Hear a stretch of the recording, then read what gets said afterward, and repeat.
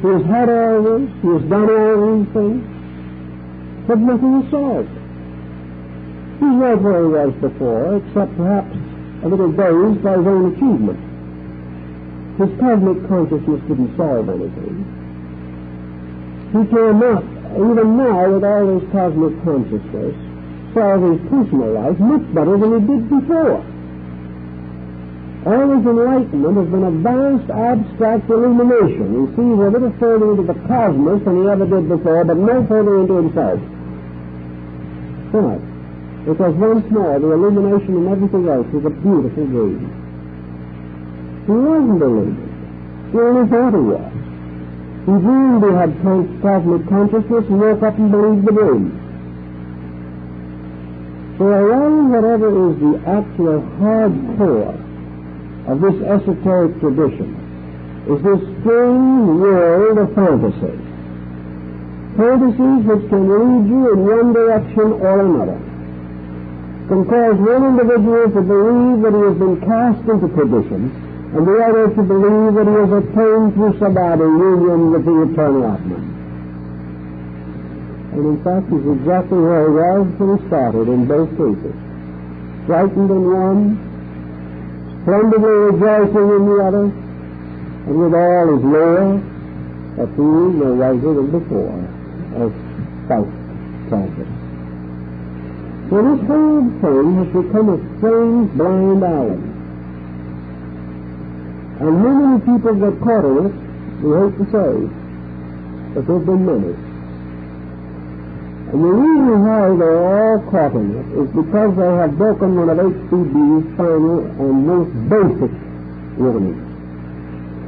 Namely, that in the process of growth, no human being can skip, for any reason, any necessary step in the development of character. Furthermore, he can't, by any spiritual means, avoid the tiniest fragment of his karma. Therefore, there is no way by which the individual, in a state of partial development, with his faculties half developed, his nature but partly unfolded, can suddenly, by a violent action of piety alone, legitimate or not legitimate, become something that he is not. The only way that he can believe that he can become something he is not is to let his mind free. So in the practice of the yogas, especially Raja Yoga, the disciple has a long course before him. If he wishes to actually achieve his end, he has the first of all great decisions to make. Decisions which he must legitimately stand by once he has made them. And I think that in the northern school of Buddhism, which is the one, of course, that HCB undoubtedly favors from the voice of the silence, as we discussed it last week, that the final motive, the only motive, that must be underneath this entire search for life is the bodhisattva vow, or the obligation taken to self, in which the individual dedicates his quest for truth to one aim only, that he may achieve the greater good of all humanity, that he may find through any training and discipline the way to bring peace and enlightenment to all that lives. No other motive whatsoever. No escape from a bad marriage. No compensation for loneliness. No substitution for ignorance. No subtle desire to get to the higher grades and transcend the rest of the membership. No feeling desire whatever to become an aristocrat in the great hierarchy of the law. None of these things whatever. any interest in finding out knowledge because we would like to know, or to find out what it is in the invisible world because we're interested. No search for conscious development of extrasensory powers because until we develop them we cannot believe in immortality. None of these things at all. They're all false motives. And they will all block the individual and throw him into this mental illusion. There is only one motive, that the true seeker may be of the greatest advantage to humanity. And at the end of the path is complete dedication to the service of those who are in one way or another ignorant, sick, or miserable. But it ends in a ministry completely. Not a ministry in the sense that we call congregational ministry, but ministry in the willingness to live and to die, perhaps, as Albert Schweitzer did, somewhere in the heart of Africa, simply because the sick needed him, and for no other reason whatever. He came very close, whether he knew it or not, to fulfilling the benefactor obligation. For him, therefore, a prayer for knowledge might be white magic. But prayer for knowledge in order that we can foreclose on our neighbor's real estate certainly is not. What our search for power in this world, spiritual power, is simply to supplement and augment material power. And this is not legitimate. So you start with Raja Yoga, and you start with the purifications. And you begin by gradually transforming your own personal existence into a dedicated life. One of the most common things that happens in the study of yoga, for example, is that the disciple finds himself under a tyrant, finds himself completely dominated by another human being. And a human being who is so desperately aggravating. Because when you want to argue, the teacher is silent. When you want to be silent, the teacher talks. And when you want to do what you want to do, the teacher says no. And the teacher gives very careful consideration. Have you a quick temper? You can soak in it until you get over it. If you want to make the teacher mad, it is impossible. Quietly, silently, inevitably, the yogan throws the individual back on himself. If you want peace, you will find it.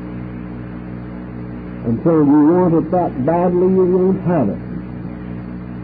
And as long as any pride is in you, as long as you are too proud to admit your own mistakes, or too enlightened not to correct them, you're not going to be told what to do and when to do it.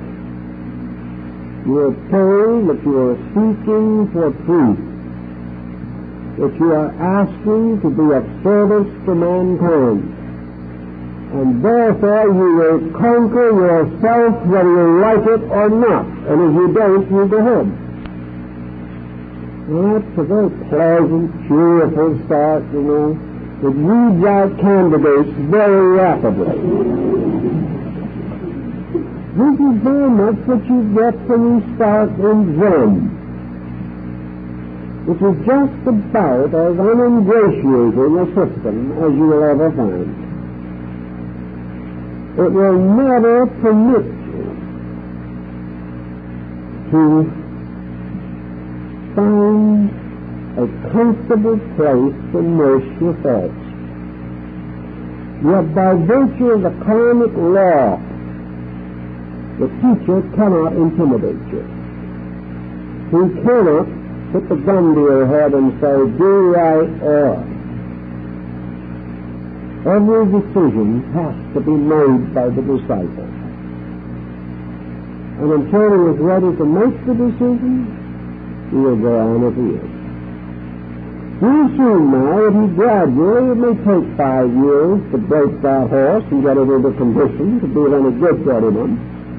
As the Tibetan wind horse, who has to be trained for 10 years before it can carry the pair of teeth on its back. But whatever it may be, finally, the disciple begins to let down. He has either departed or else he has begun to see the truth and see a little of the light in this thing. And he realizes that what has been done to him is a very proper thing. He has simply been allowed to be as he is and as he was until he gets over it.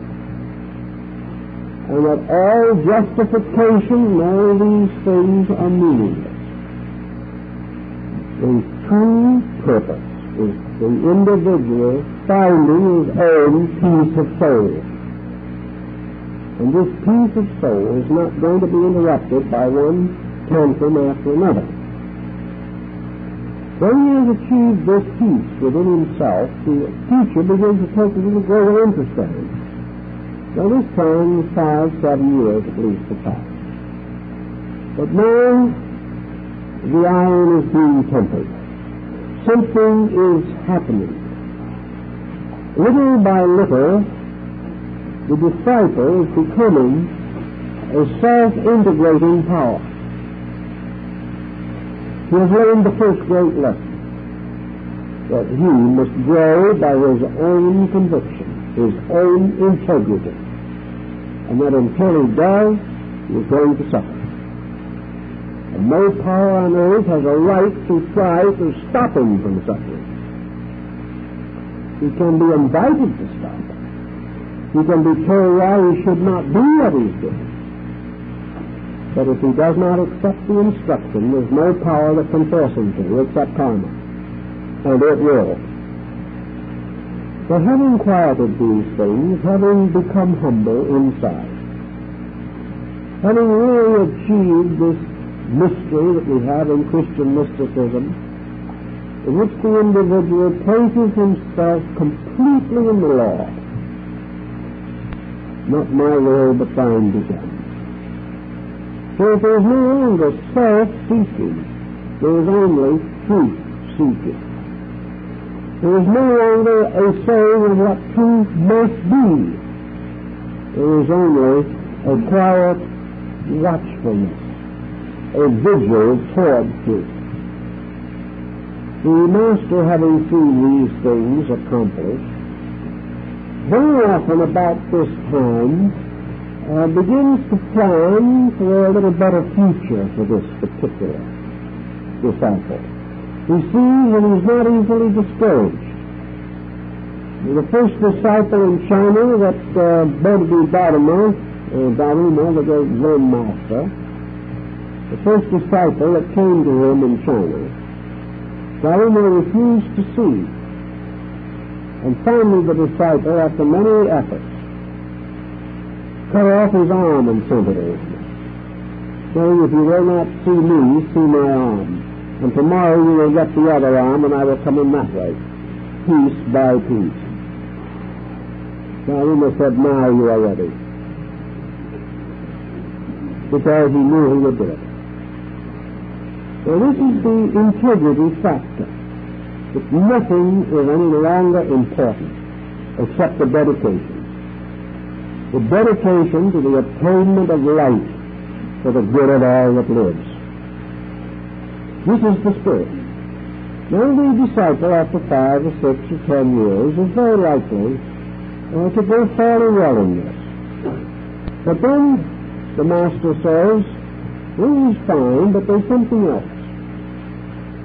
You have lived here alone. You have been with me. You have been away from most of the temptations of life. Therefore, now, for 5 years, you're going back in the world. and you're not going to see me at all. You're going to have no contact with me. You're going back and you're going to work and you're going to live and you're going to meet the responsibilities of life and you're going to keep the consciousness you now have. You're going to have temptations now to test the consciousness. It's one thing to have it quietly in the forest and another to maintain it under the pressure of the community, the city, the town, the responsibilities, the personal burdens of life. So the disciple goes and may never come back. It's too much. But if he does come back, and comes back obviously victorious, then he has probably been 10 to 12 years with the Master by that time. The Master then may let him do a little meditating under very careful supervision. Not too much. Because you cannot meditate beyond the degree of the security of his insight. But gradually, the Master will say something to him in this way. You are now gaining inner strength. The fulfillment of personal desire will no longer touch you. Ambition will no longer touch you. Compromise will no longer touch you. Fear can no longer reach you. You have a complete and single dedication. A dedication which no temptation of the sensory perceptions of the body of the mind can touch. Therefore, now it may be possible that you can begin to work with the esoteric structure of your own physiology. You can work with it now because you have no expectation of what is going to happen, actually. You have no motive that is going to force hallucination on you. You have no interest now in being greater or wiser than anybody else. Therefore, wisdom can be entrusted to you. You have no intention ever to profit from it physically. Therefore, it may be available at this time. You have no pride. You have no intentions of forcing your will upon anything. You don't want to start a religion. You don't want to do anything now. All you want to do is to grow in usefulness. And because you have gradually eliminated every ulterior motive, you can no longer fashion an hallucination. You can no longer make a false yogi out of yourself. By this time, in all probability, the disciple will have gone as far as this teacher can take him. Because actually, the realms and zones of instruction are a great diagrammatic, chakra-like mandala, a tremendous structure, a hierarchy, in which all the layers and levels and degrees of spiritual insight are represented by two persons scattered throughout the world. So, having achieved this end, the teacher who is genuine will then arrange for the disciple to pass on to the next level. So the teacher who has been with is in the world, in the place where he is, always to act as a doorway. He is never going to carry anyone further. This is his dedication. That he is not going to seek the light himself. He is only going to open the door for others. And because he is not anxious to know, he is only anxious to help others to know, he is storing up a great merit. And this will all come back to him in due time. At the time, no man knoweth. So the disciple is passed on to another teacher, who will give him the rudiments of Raja Yoga. Perfectly certain that the slightest instruction will be absolutely obeyed.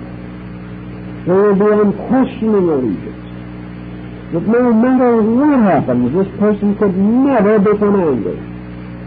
Because if you start these delicate courses of vibration moving, and you have a vibration that is moving with the rapidity of light, and anger hits it.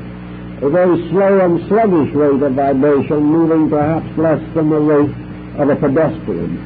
These two forces striking each other create a terrific destruction. You cannot do it.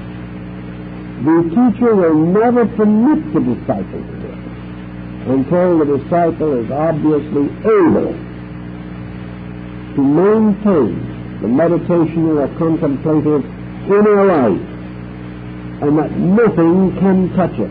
This is the thought that we have, of course, in the illumination of Buddha under the Bodhi tree of Bodhigaya. Here he is sitting. The hosts of illusion rise from the earth before him. Mara rises with all his hosts, tempting. And it's very interesting that in the old Buddhist writings we have an almost exact parallel between the temptation of Jesus and the temptation of Buddha. Satan says to Jesus, "Bow down before me, and I will give you the mountains and the cities of the plains." And Mara, rising up from the underworld in the presence of the meditating Buddha, says, "Acknowledge my authority, and I will make you king of the whole earth." The same thought entirely. But the sage remained completely unmoved. And all the temptations, power, glory, gratification, renown, fame, honor, personal love, wealth, everything is tossed at the disciple. And if he weakens, if he is moved by these things, then he cannot go on to Raja Yoga. And the reason that if he is so moved and is in the discipline, he will destroy himself, and this cannot be permitted. So step by step his development is measured to his absolute self-mastery. And it is possible that by the time he has finished with the second teacher and perhaps gone on to the third or fourth, each one a little nearer to the core of knowledge, that he will have a true understanding of these powers. And the reason why he has the understanding, the reason why he has been given the knowledge of these things, is in order that he may become a self-conscious, God-conscious instrument for the redemption of mankind. He has to know certain things, or he cannot finally lead the disciple that he will fashion into the life which is necessary. Then it is true, as the Raja Yoga points out, that this mysterious fire mist is loosened in the Sushumna Nadi. That it rises through the central ventricle of the spinal cord, finally entering into the brain, agitating the root of manas in the pituitary body and the root of buddhi in the pineal gland. And that there is a great physiological process by means of which man fulfills the mystery of his own redemption and perfection. This is not, however, as Buddha also points out, a release from any previous obligation. In the process of discipleship, every obligation must be met. And as Buddha pointed out at the time of the last sermon, as reported and recorded in the Mahaparinirvana Sutta, Buddha pointed out that almost on the day of his death, or his nirvana, he paid his last debt. And if he had not paid his last debt, he could not have gone on. So the individual cannot achieve the true samadhi until he has transcended every imperfection in his own nature which might prevent it. But he may, by consecration, speed up the process of karma playing. And in one of her papers, H.P. Blavatsky mentions this point. She brings out the simple situation that when the individual, even at the beginning, begins to feel a dedication within himself, he is drawn to try to live better,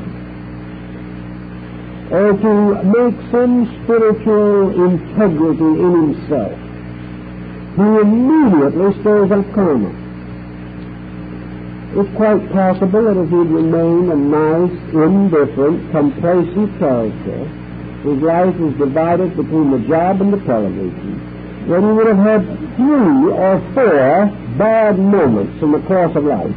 They would have been rather tough and difficult, like the one when he went 2 years without a job. That was pretty rough. That almost got him. He lost nearly everything that he had. And another awfully tough spot was when his home broke up. And the third awfully bad spot was when the doctor told him that it wasn't going to last much longer. These were the big emergencies, and this individual has to face them. But the moment an individual assumes the voluntary effort to enlightenment, nature says, well, in order to get you there, you're going to have to make the monthly payments a little higher, and shorten the term a little. If you want to pay $50 a month on the house, you can do it for 40 years. But if you want to pay off in 10 years, you've got to make a bigger payment. That's the only answer to that. So what happened? Instead of having 4 or 5 difficult decisions which you must rise to meet, 4 or 5 defects of character that are going to rise to make him difficulties and troubles, he suddenly finds that everything goes wrong. 10, 15, 20 difficulties sitting in the course of a lifetime, until he really feels pretty badly battered. Nature is sending too fast, however. Nature finds he's getting a little bruised, she slows up. But nature will feed them to him as fast as he is able to handle them. And he's going to have to use all of his integrity and all of his ability to handle them, not just a little fragment of it. He can't handle these now by just, having a little chat with a friend about it over the back fence. These problems he has to face. He will never be faced with a problem he cannot solve, but he may be faced with a problem he is too mentally or emotionally lazy to solve. Here, the progress slows down. His resolution and his intentions are not as strong as his tendencies to inertia. But if he does go on, he does try, he will find that the life becomes increasingly difficult. And then, of course, the other side of the thing begins to also show through. With every conquest that he makes, with every achievement which he achieves, instead of evading, there becomes available to him a new source of strength within himself. And this strength balances the pressure of the adversities. So while other people think he's having a terrible time, with each trouble he is growing strong enough to handle the next one better. So it is not really as difficult as it looks at the beginning when the first avalanche hits. Gradually, skill increases. It's like a man playing chess. If you ever want to play a good game of chess, never play with anyone you can beat. It may be very consoling to find someone who plays worse than you do. It will never do anything to your good. I know one man who became a great chess expert, and he played for many years. And he said he played chess for nearly 4 years before he ever won a game. But as a result of that, he became one of the world's great players. He was constantly reaching for a better game, and not for one moment sitting back to triumph over somebody who was a poor player. Same way the problems of living.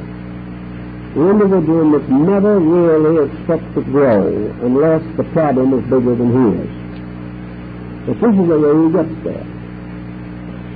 And in getting there, he sometimes has to make some very strange and difficult decisions. He has to cling to principles that perhaps no one else will understand. He will have to keep true to conceptions and ideas, and perhaps will bring in the bitterest condemnation, but he has to go on. Not only for his own sake, but because he would be doing the other person a terrible ill service if he gave the impression that that other person was right when he was doing wrong. All this adds up to the preparation of a psychochemical situation, as appeared in the life of Buddha, as he pointed out to his disciple. To attain the nirvana, to pass to the other shore, the individual must have achieved victory over everything that belongs to the material world. The only answer is, of course, in the Bodhisattva doctrine. There's one more step. He must also achieve victory over his own desire, his own hope, his own aspiration for release. At a time when he has finally discovered that the world can be only bondage, and he stands internally ready to leave it, having earned this right. If then he chooses bondage, he has made a still greater choice. He has chosen to fulfill the obligation of remaining the servant of mankind. This proves the end within him of the last bit of fragment of egoism. Now, one of the reasons why this is true is something that we don't realize, and that is that this mysterious path of the fire mist, this path of the Kundalini Shakti, doesn't just simply wind up the spine. It winds down through hundreds of embodiments. The great process of growing up is only symbolized by the Raja Yoga discipline. The discipline itself begins in the remote past and goes into the infinite future. It's much more than even a lifetime with a guru. There is this other great problem of growing. Now we will say that the individual becoming an arhat, reaching a point where perhaps as a being, as an internal being, has achieved a tremendous victory. He knows inside himself, for example, that he has the right to come back, to be the servant of man. Now, of course, this could be kind of a little bit of arrogance mixed up in this too, you see. After all, it's kind of nice to look forward to being a world savior, even though they've had a rough time of it. There's something that kind of is worldly about this, too. But the doctrine reminds you of something else. When you come back, you're not going to know why you're here. You're not going to know that you're a world savior. When the Bodhisattva turns back to become the servant of mankind, he is reborn in some creature, some being, without the slightest remembrance that he's a Bodhisattva or any related to it. All he will have to work with, all this world Savior has to work with, is the tremendous internal, intuitive sense of duty. It is all he has.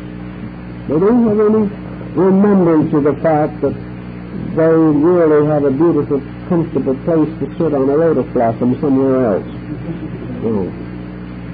When they take upon themselves, as the Bodhisattva Kanman is supposed to have done, embodiment, they may be embodied in an animal. When they're in that animal body, they will live and suffer and die exactly that animal, with no sense of any superior power. But as that animal, they will have something inside of themselves of a greater mercy, a greater patience, a greater self-sacrifice. And by this embodiment, this being is gaining, the Bodhisattva is gaining internally, in the only way that it can be done, the true insight into the nature of the animal. Burbank told me one day, he said, I'd give anything in the world if I could just be one of my plants for a moment. That I could have the experience of knowing the consciousness. Another scientist told me, he said, we could solve every mystery of the universe if for 5 minutes I could change places with my cat. Then I would know what consciousness is. And I cannot. I can never be anything but myself, a stubborn, stuffy little being, locked within a pattern of circumstances that is unbreakable. The bodhisattva obligation is the only way it can be broken. That is the only way in which the servant, the dedicated one, can become aware of the need of life. It can be born into the plant. It can be born into the animal, in the bird. It can be born into the great falcon and die with the arrow of the hunter. It can be born into any one of these creatures and suffer with these creatures and thereby gain the great compassion. But while it is so embodied, it is not a bodhisattva standing by. It is not a being saying, well, I'm now in this body, but of course I know I'm somebody else. There is no such knowledge. When the bodhisattva becomes the falcon, it lives and dies with no consciousness beyond the falcon. But after it has dropped the body, it suddenly knows what a falcon is. It knows what the golden carp is. It knows what the dragonfly is floating up on the surface of the pool. It knows what the animal is that is scourged and beaten by man. It takes these things, and these become part of the great compassion of the Bodhisattva. So there is no help in the sense that the individual is simply making a kind of little swimming tour into a lower form of life. They are that form of life. There have been cases where these beings have entered into undeveloped primitive races and taken all the slurs and hurts and insults that are heaped upon primitive people. They never knew that they were different from the 100 people they were with. But one of them broke through and became a great scientist, the scientist of his own people. But he was born to bring something to them. And he lived and died and fought and struggled with life and suffered poverty and humiliation for his entire life in order to do this. But he never for one moment had any idea that behind him was some luminous purpose that he had selected for himself. All he knew was that there was a job and his heart told him it had to be done. So the strength of the Bodhisattva is in the heart doctrine. The Arhat coming back into embodiment does not appear as an old gentleman in robes and a strange-shaped head leading us back. He does not have a magic horse and a beard or anything of that nature. All of these dedicated ones have no strength other than other people, or more than other people have, except one thing. In their heart is tremendous insight into the human sorrow and the great need of serving it. That's the reason they're here. And no one knows who they were, and they do not know who they were. Therefore, the reward is very trivial. It again is a complete dedication and nothing else. And somewhere in this world, this dedication, the code of Vishito, this great dedication is the reason for life. This dedication makes the truly mature person. This is the dignity and honor for which we were fashioned, and why we were made just a little less than the angels. It is because of this power, this light, this skill, this tremendous privilege in ourselves. And it is in this way that the Kundalini Shakti winds its way through our embodiments in its ascent to the great day of the Paranirvana. It is in this way also that our whole evolution is measured in this strange mystical caduceus that follows the linking and interlinking of the cerebrospinal and autonomic nervous systems.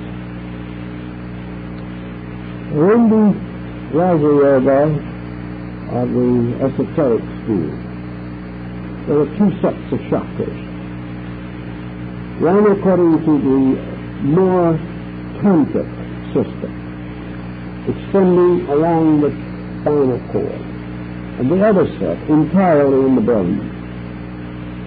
Actually, the great secrets of Raja Yoga belong to a set of ganglionic centers that are entirely within the brain. They do not extend down the cord. Those in the body below are the reflections of this. And just as the sun draws water from the earth, so the great centers in the brain draw the body currents up through the spine. But the great problem is truly one in the brain itself. And in every religion and philosophy of the world, we have this phenomenon discussed. We have told you many times of the Taoist concept of water, of rain.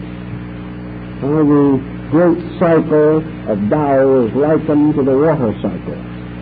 How the rain falls up in the mountains, and the mountains drain off into streams, the streams become rivers, and the rivers return to the oceans, and the heat of the sun raises the water from the sea and drops it again on the mountains, and the great cycle goes on forever. This is also the Kundali Shakti cycle. This is the cycle of the mysterious dew of heaven described in the advanced mysteries of the Kabbalah.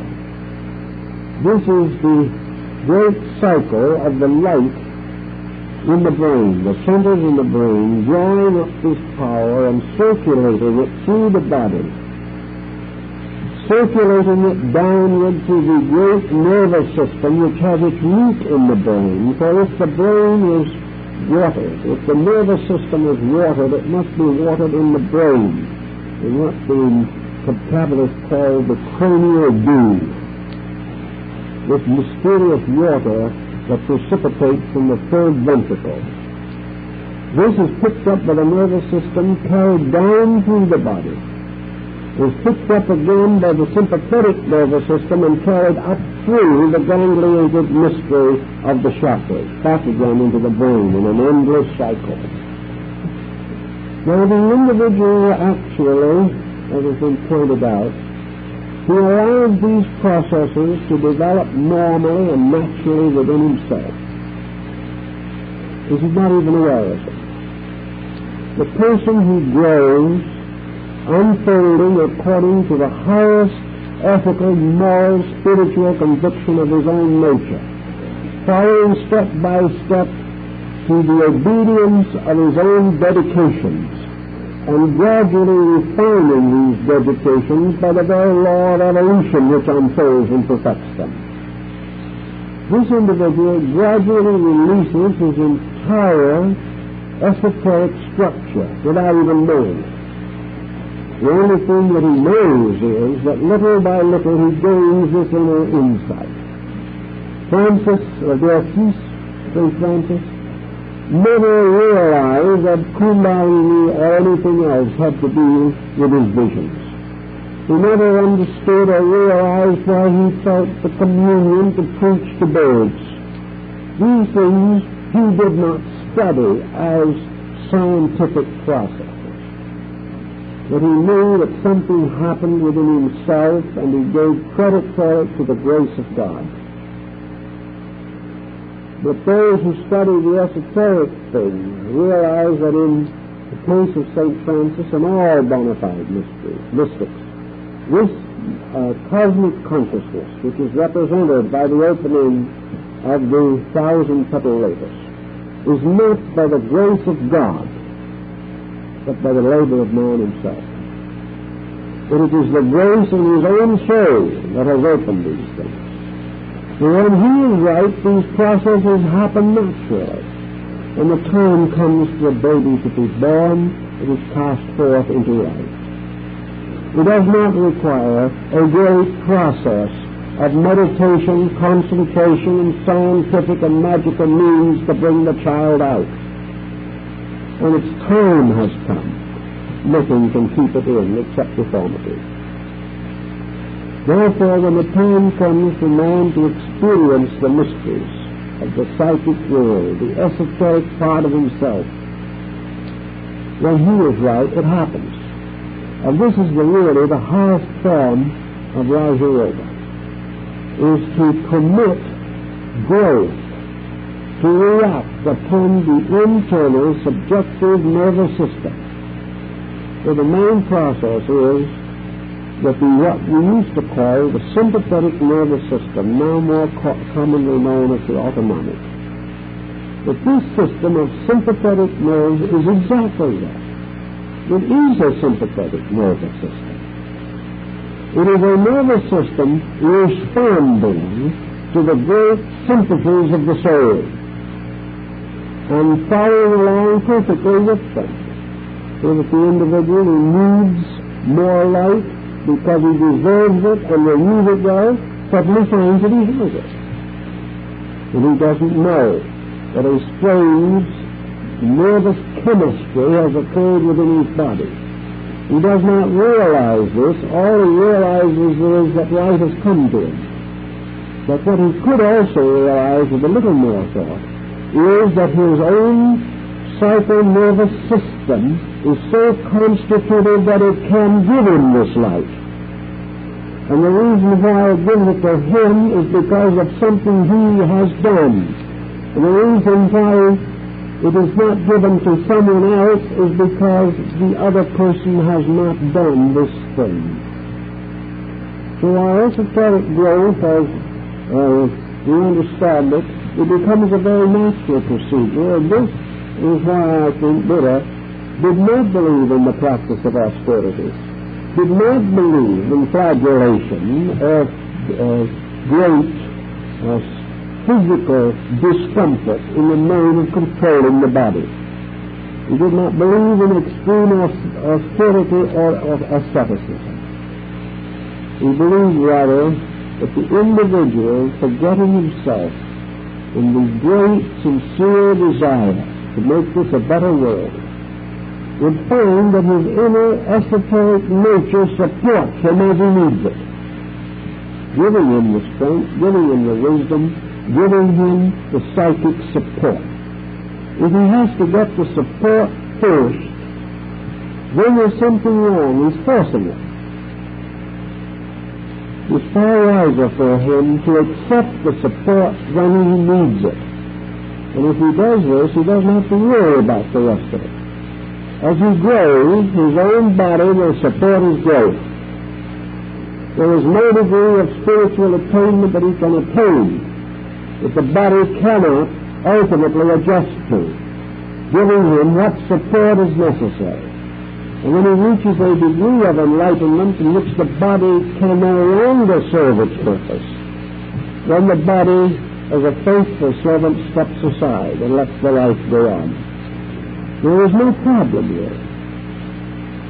The problem is kind of a strange spiritual ambition, which is not the best thing.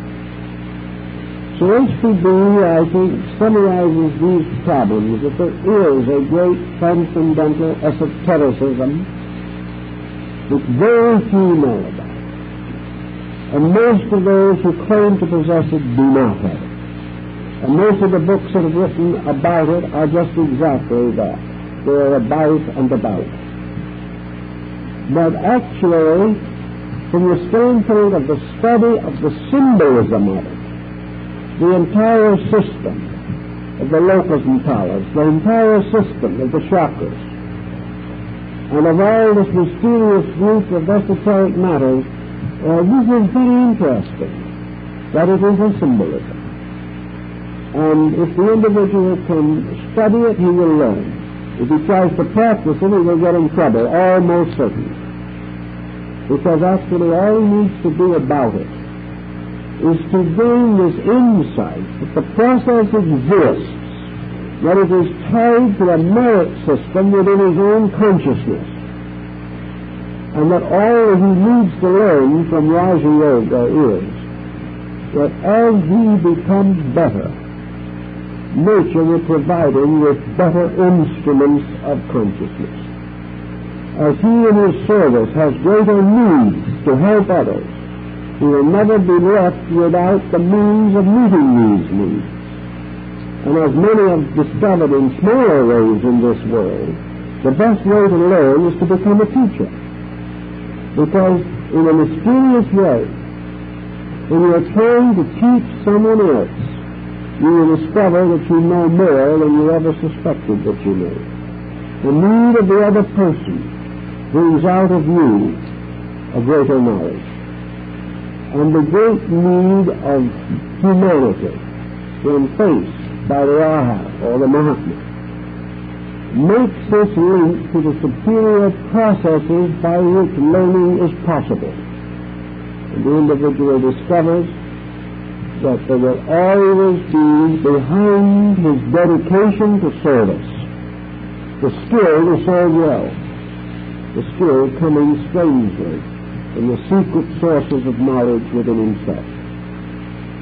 So for our general purposes, it seems to me that while Madame Blavatsky does give this understanding of the esoteric system, she points out constantly the danger of spiritual delusion, points out continuously the hazard that comes to the individual who tries to force growth above the achievements of character. And she has warned all of her disciples of the danger of this point. And the great safety lies always in this simple fact that these processes happen naturally when the disciple is ready. Therefore, our problem is to be ready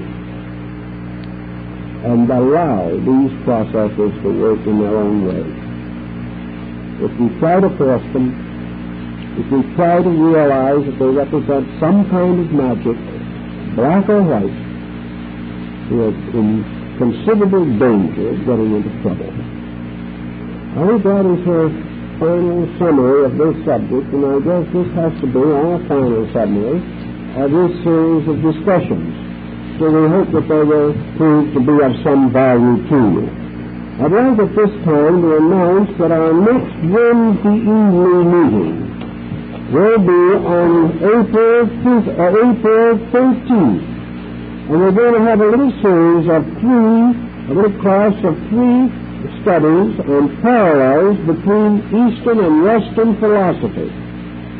And we're going to divide it into Eastern and Western Gnosticism, Eastern and Western Kabbalism, and Eastern and Western alchemy, and parallel the systems, and try to see how each one contributes to the other. So our next meeting on Wednesday will be on April 13th. So this is your opportunity for a little vacation, and we hope you'll have a grand time until we get together again. Thank you very much.